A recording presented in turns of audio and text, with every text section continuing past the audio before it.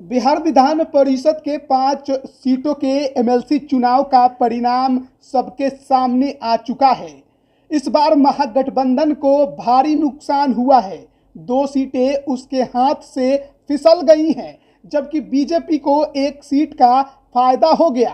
प्रशांत किशोर ने भी 1 सीट पर बाजी मार ली, लेकिन परिणाम आने के बाद से महागठबंधन के अंदर दांव पेच देखने को मिल रही है। खबर यह है कि जनता दल यूनाइटेड के नेताओं के कारण जगदानंद के बेटे गया स्नातक की सीट हार गए। अब उसके बाद महागठबंधन के अंदर ही लगातार एक दूसरे पर भीतरघात के आरोप भी अंदर ही अंदर लगने शुरू हो गए हैं। 5 सीटों के एमएलसी चुनाव में 2 सीटों पर जदयू, 2 सीटों पर भाजपा और 1 सीट पर पीके की जनसुराज समर्थित उम्मीदवार ने जीत हासिल की। इन चुनावों को लेकर कई तरह से व्याख्या भी की जा रही है। जैसे सारण में बीजेपी का सांसद होने के बाद भी पार्टी दोनों सीटें हार गई। शिक्षक निर्वाचन में वह मुकाबले में भी नहीं दिखी। कोसी शिक्षक निर्वाचन क्षेत्र में भी यही स्थिति नजर आई। सारण और कोसी के परिणाम बीजेपी के लिए बड़ी निराशा वाले रहे। वहीं इसके उलट गया की दोनों सीटों पर मिली जीत ने बीजेपी के टूट रहे हौसले को जिंदा रखने में टॉनिक का काम किया है। गया स्नातक और शिक्षक निर्वाचन की सीट ने बीजेपी को बिहार विधान परिषद में सबसे बड़ी पार्टी बना दिया है।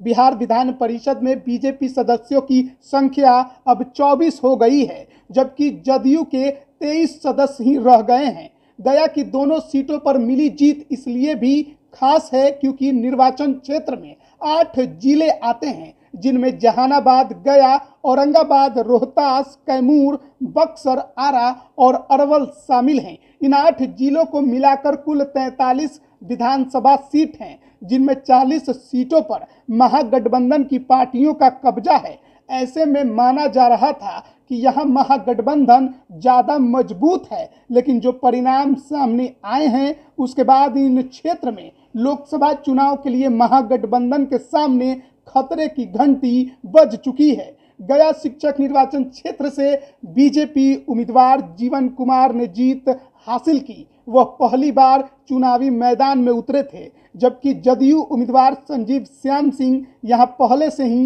एमएलसी थे, लेकिन उनके खिलाफ एंटी इनकम्बेंसी थी, जिसे पार्टी भांप नहीं सकी। वहीं राजद जदयू के बीच तालमेल का भी अभाव था। भाजपा उम्मीदवार जीवन कुमार के खड़ा होने से संजीव श्याम सिंह की स्थिति प्रतिकूल हो गई।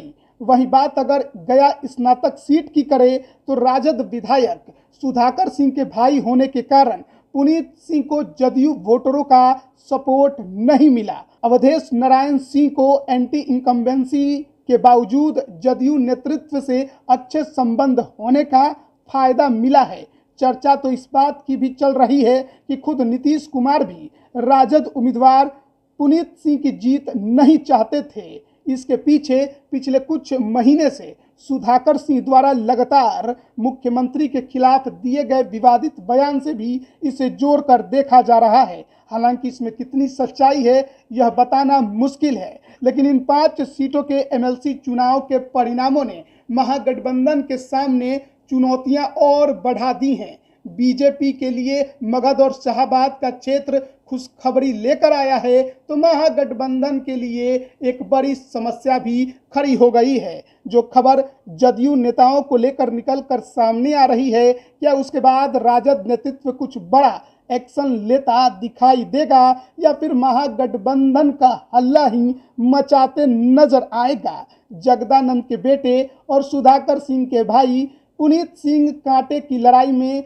चुनाव जरूर हार गए, लेकिन अगर जदयू नेताओं का समर्थन उन्हें शायद पूरा मिला होता तो परिस्थितियां गया स्नातक की सीट पर कुछ और होती। 2 सीटें महागठबंधन के हाथ से फिसल गई है, 1 सीट बीजेपी के खाते में अधिक आई है। उच्च सदन में बीजेपी अब बड़ी पार्टी बन गई है और बिहार की राजनीति में इसको लेकर अभी से सियासत भी शुरू हो गई है।